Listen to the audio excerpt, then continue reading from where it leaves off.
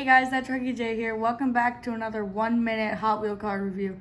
Today we have the 1992 Honda Civic EG, and this is from the 2024 D case. And you can tell what case it's from by the last letter that's on the top. Anyways, this is from Hot Wheels J Import. It's number 4 out of 10, and it is numbered 95 out of 250. So let's open this thing up.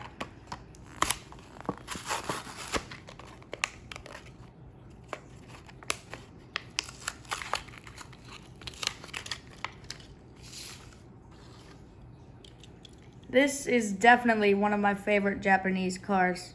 It just looks so good, lowered down, stanced, and in that red, it really pops. It's also got, I believe, tinted windows and some nice Japanese writing on the side next to the Hot Wheels logo.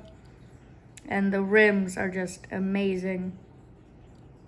As well as just straight pipe on that. Look at that thing.